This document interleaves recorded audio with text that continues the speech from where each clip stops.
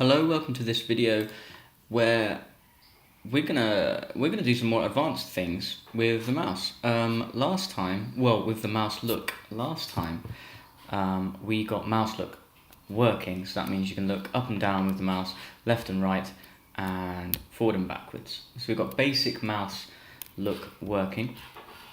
And in this video, we're going to do some more advanced things. So what if we wanted to press left and right, or A and D, and strafe left and right?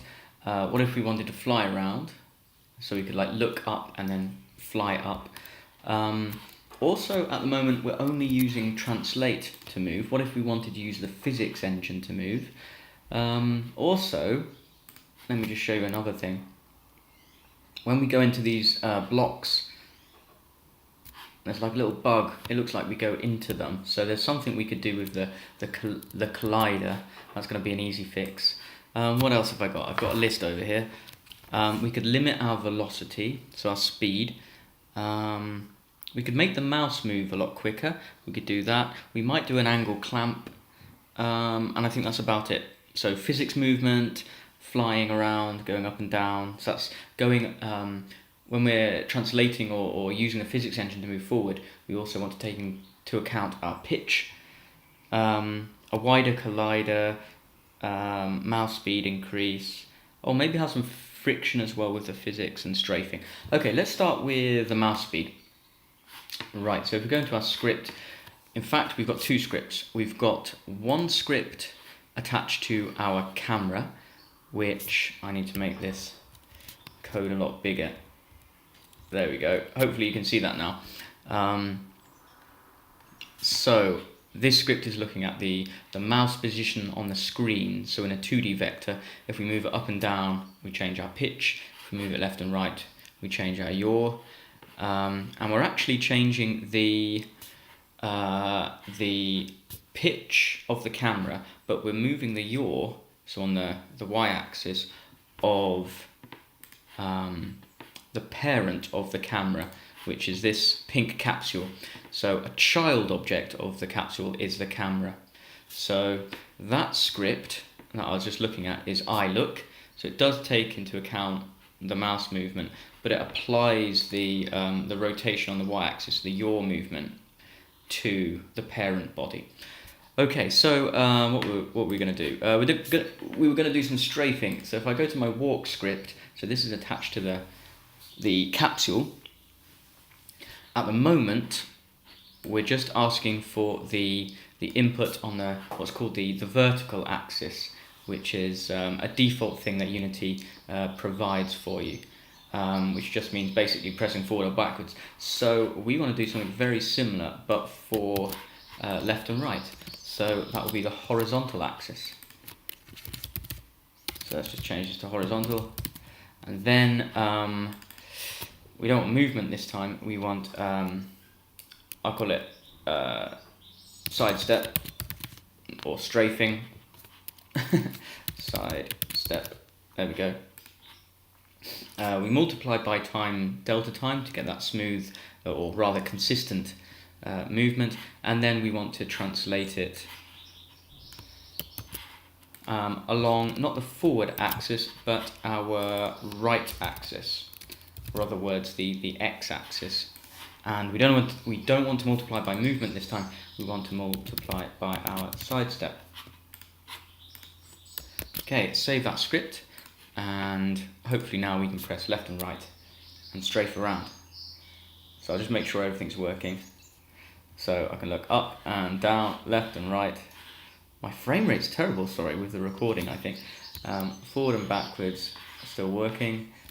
And then now I'm pressing right, and I'm strafing right and strafing left. There we go. We've basically made Quake. There we go. Oh. I thought the strafing was wrong there, I think. No, it's absolutely fine. So now let's get rid of this bug. Let's say we're running over here, or crawling slowly over here, and then we're like clipping into this object. So that's an easy fix. Oh, we've done one thing. We've done strafing. Let's sidestepping. Tick that off. So the next thing is this green collider is kind of inside the body of our capsule. So if you open up the collider on your object, and this doesn't matter what object you've got, if you're working with a cube or a sphere, a similar thing will work. And it's as easy as, I'm just going to make it slightly bigger, so it's just outside. And actually, my camera, the child object, is probably not inside the capsule. I've moved it up and out a little bit. So that's probably what's clipping into the objects. So I'll make sure that collider's kind of outside the camera. And then let's just adjust the height of it as well. There we go, not too much. We do want it still to match the physical form of our object in the scene. There we go, so we don't seem ridiculously tall, and we're still clipping a little bit, so I can make it a little bit fatter. But it's definitely an improvement. So let's make it a little bit bigger. There we go.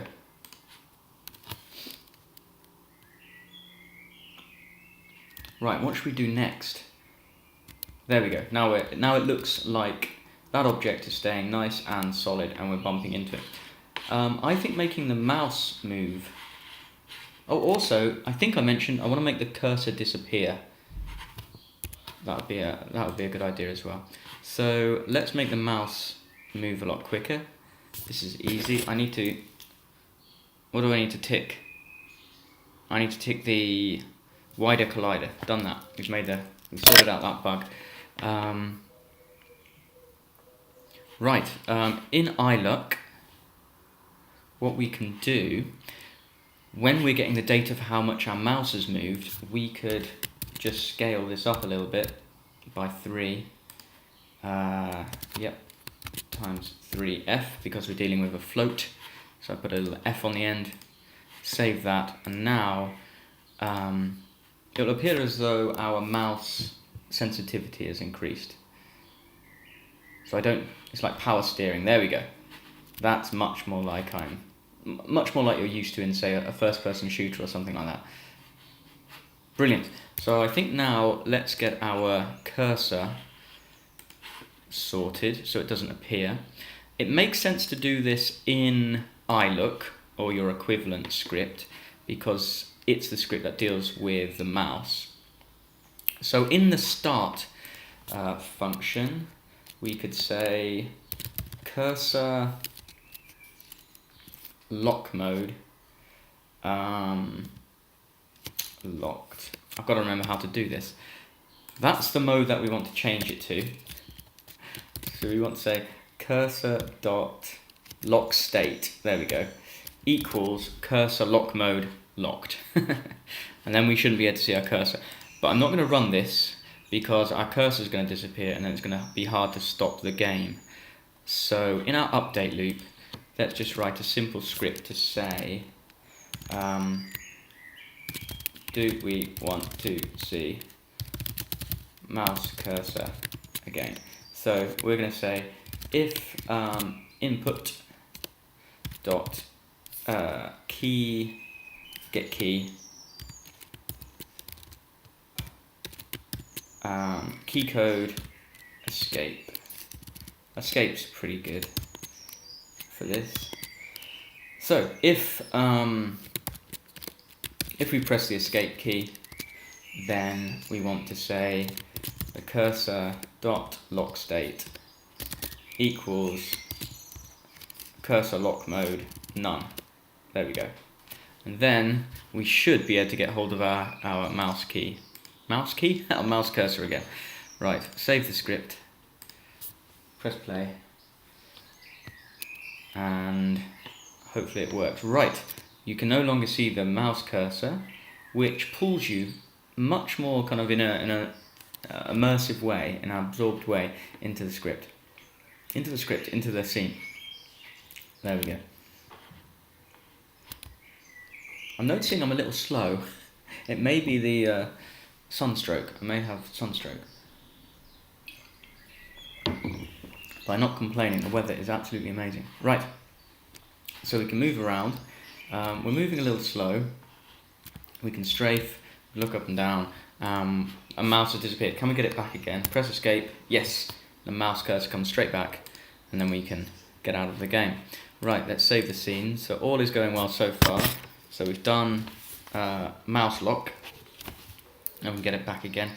Let's do some physics movement, and then we should try flying according to the pitch. That will I've got an idea of how to do that, but it will take a change.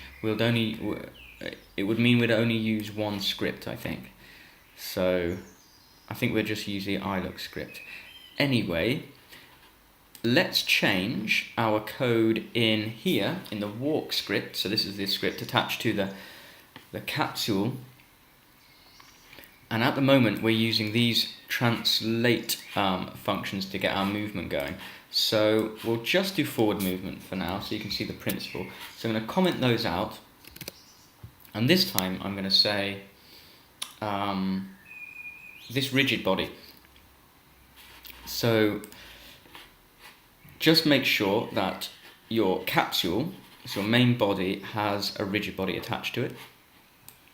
And if it hasn't, you can go to add component, physics, rigid body, and that will give you a rigid body that will have mass and drag and things like that. You want to make sure that gravity is on. If you've got that checked on, it means that the physics engine will interact with this game object. If you've got it switched to kinematic, then that means there's going to be no physics, but you're just going to manipulate this body via translations and rotations and things like that. Okay, I think we put on a rigid body in the last video anyway. So we've got our rigid body, we want gravity on, and so now we can say we want to get hold of our rigid body. So we want to say this dot get component rigid body, and then we want to use this function, add force. So we're going to add a force to our rigid body instead of just translating it. That means we're just changing the variables of our position in space, really. This time we're going to add a force in the physics and let the physics engine physically move our body, and that can produce much more interesting effects. Like if you wanted to use a hovercraft or a spacecraft or a car or some kind of vehicle, you'd want to have your your locomotion work in this way. So anyway, add force, and it takes a vector 3, so pointing somewhere in 3D space, like a heading, and then you can times that by a certain number. Right, so we want to be going in the direction that our transform is facing. So that's going to be slightly different to the translate, where we could just say vector 3 forward. In that, when we were using the translate, this vector 3 forward will just take whatever forward our transform is already pointing in. But this time we're not referring to the transform, we're using the rigid body. So we do want here this argument to take this transforms forward explicitly. And then you want to times it by movement, which is how much you're pressing forward. So this is running in the update loop, so it's going to run even if you're not pressing forward. But if you're not pressing forward, movement is going to be 0, and so we're not going to add any force. The force is going to have no movement. That's not particularly optimized. You might want to switch this on and off depending on whether you've got a certain number up here from your input. But this will work to begin with. We can optimize later. And then we want to times that by about 1,000. So a floating number, about 1,000. And this is to do with the physics engine in Unity. We want it to be quite a high number to get a body of this size in our scene moving, I believe. We'll see. It might take more, but let's run it now. So remember, I haven't got translate anymore. I'm pressing forward, and yes, we're moving in a very, very similar way to before. So there we go, we've got some movement. Now our side stepping is still working according to translate, but our forward and back is working according to physics. So now we can play with that physics a bit more. I'm just going to make sure that I just had a feeling maybe that was me just translating forward and backwards because I hadn't saved. I don't think I saved the script, no. So it might not work yet. Let's go, let's try again.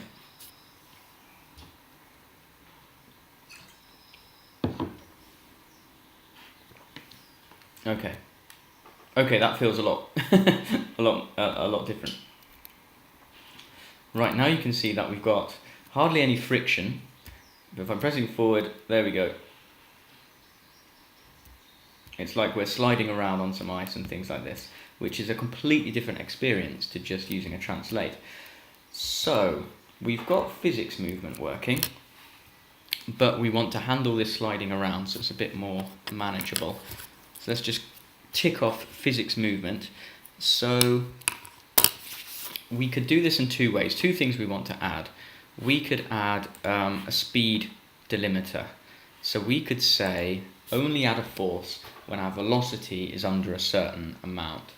So we can say if, now we want to get hold of the physics component of this object, which is the rigid body, which we've got hold of before.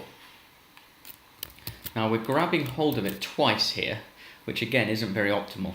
What we should do is in the start function, a bit like we did in the iLook script, what I should do is have a rigid body variable up here, and then I should say my physics equals, and then grab hold of the rigid body once, and then in the update loop we could just refer to that variable like my physics, and then we wouldn't have to keep grabbing it, because that takes a little bit of time for Unity to do. This is a very, very simple program, so it won't affect it very much. Anyway, we've got hold of the rigid body, and then we're going to say, what are we going to say? What are we doing? We're looking for the velocity.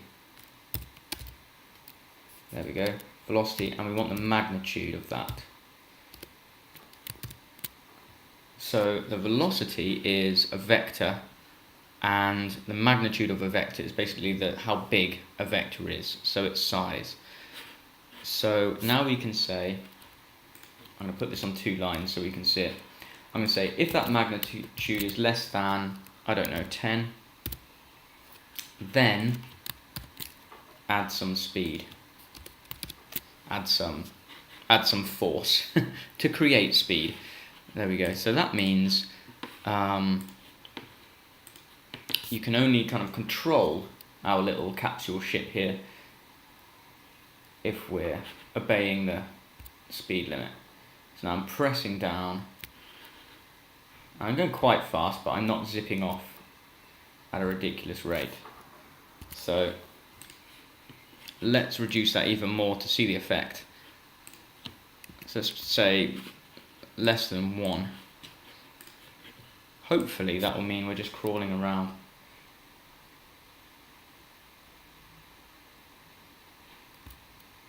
So I can still move, and I'm still sliding, but I'm kept very, very slow, and it's very, very hard now to move in the other direction because I'm still sliding. I've got some velocity, and that means I can't actually move in the opposite direction. So there's a little bug there.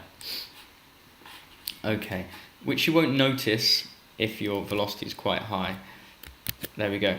So we've made a velocity limiter, a very basic one. It's got a bit of a bug, as we just saw.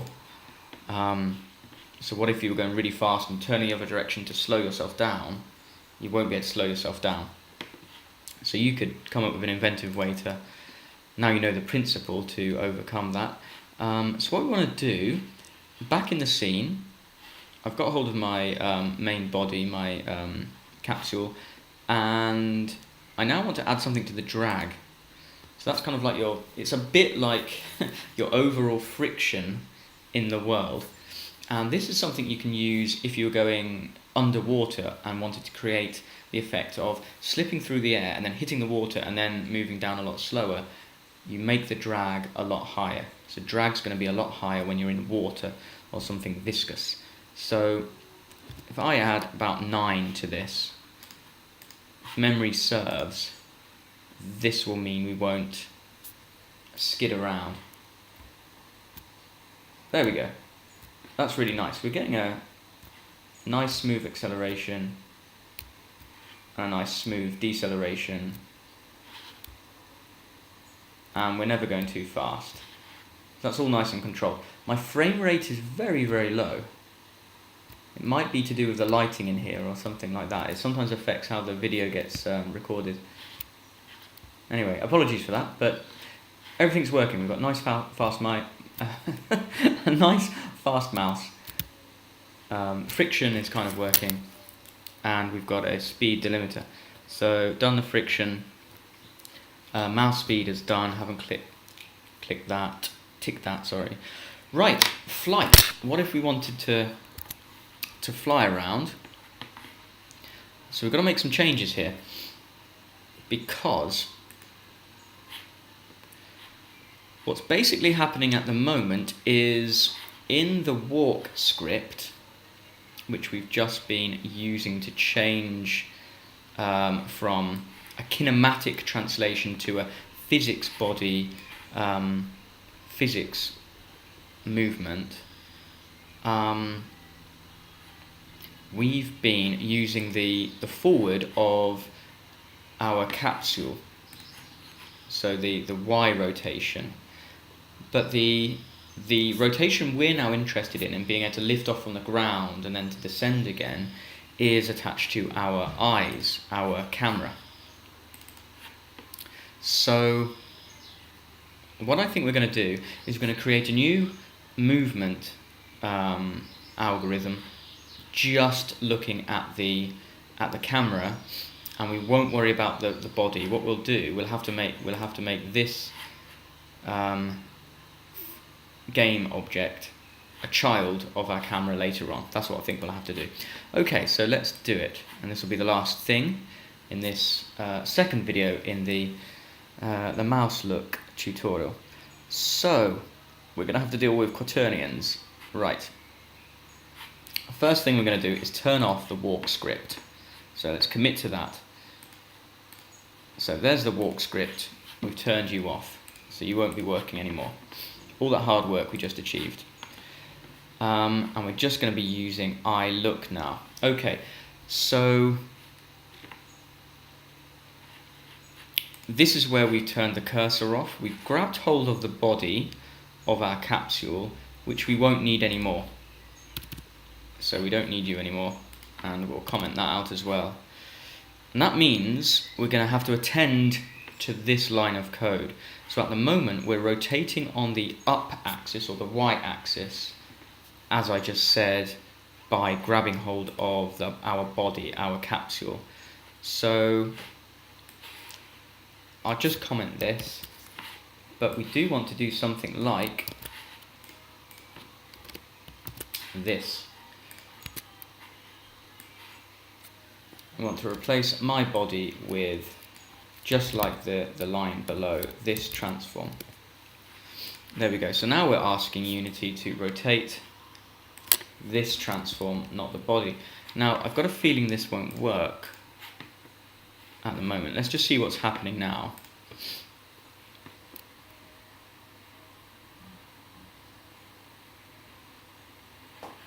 So I'm moving my mouse left and right, but it's only moving up and down according to the pitch.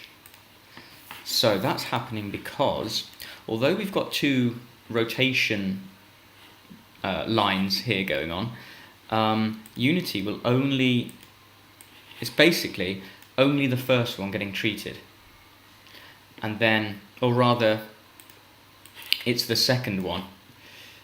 The second one kind of overwrites what we had previously done. Okay, so what we want to do is say we want to record what's happening here and then multiply those quaternions together. So That sounded quite simple. Let's hope it actually works. So I want to say quaternion, let's just call it QR for quaternion rotation, equals the result of all of this. And then we want to say, now this is the actual rotation happening. So we want to say our local rotation equals this quaternion multiplied by what's going on here. And what's going on here is our up and down movement. So we've saved our left and right movement with the mouse, i.e. our yaw movement, Y-A-W movement, and we're multiplying it there. So all that should achieve is what we had before. So we should be able to now use the mouse in any direction and look in any direction. Okay, I can look left and right, and I can look up and down. Brilliant. Now I'm pressing forward and backwards, nothing's happening. Left and right, nothing happening. Good, because I switched off the walk script.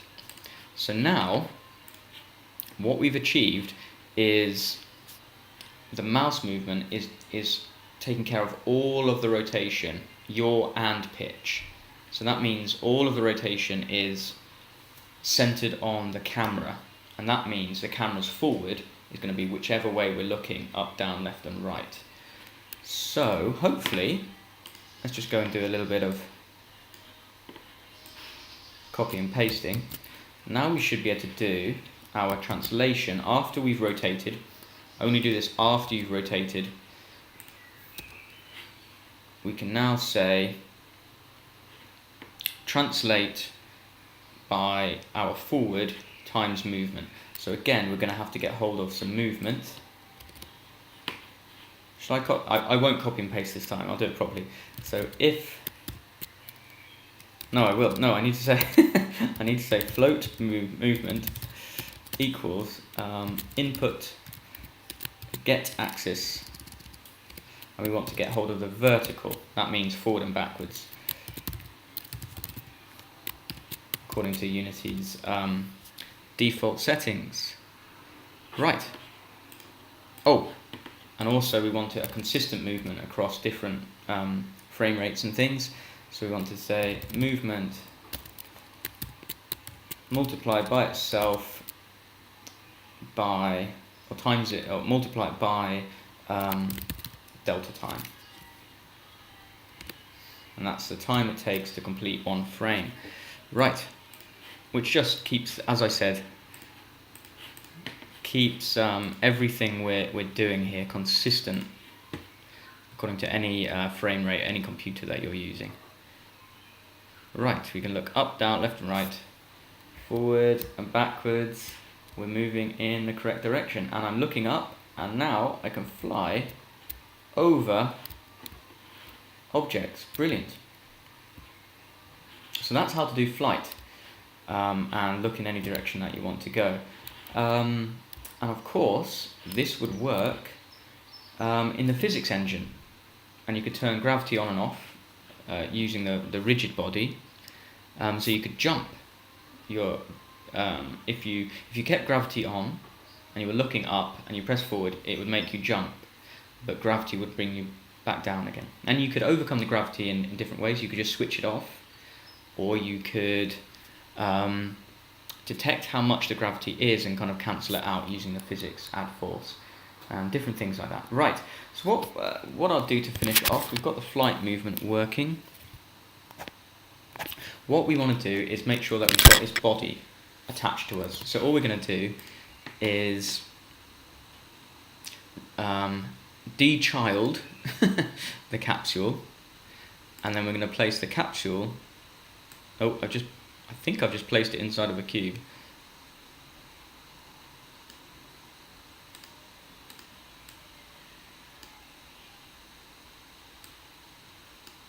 There we go. And now we're just going to make sure the eyes are apparent to the capsule. There we go. So this time, the capsule should follow us around, and we'll still be able to bump into things. Oh, we went straight through him. That's not good.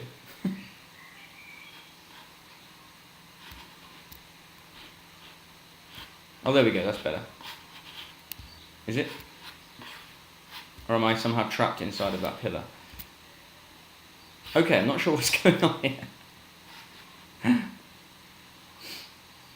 I think it's because it's something like because the capsule is a child of us, our translate overrides its collisions. I think that's what's going on. So we want to do something a bit better than that. I won't do it in this video. What you could do is to make sure that your collisions are working. So your eyes have to be a child of the object, of the capsule in this case. You could map the rotations of your capsule to your camera rotations, if that makes sense. So that if you move your eyes up and left, you can make the capsule copy that up and left, instantaneously of course, and then your body would kind of move around with you. Yeah, I think that's what you'd have to do. Right, if I just pause, you can see that the capsule's over there. Okay, so so that didn't work. Okay, everything else worked, so it's only fair that I got one thing wrong. I'm not sure how I've done that. It doesn't matter. There we go. So we've got, we can fly around at least. We've got friction and things working like that. In the comments, do let me know if you'd like me to change anything here or do another behavior that's connected to anything here. But that might be the last video in this little series of mouse look and being able to move and fly around and things like that. Okay, thank you very much for watching. Apologies for being slightly sunstroked, which is affecting my speech. But there you go, we got through it. Thank you very much.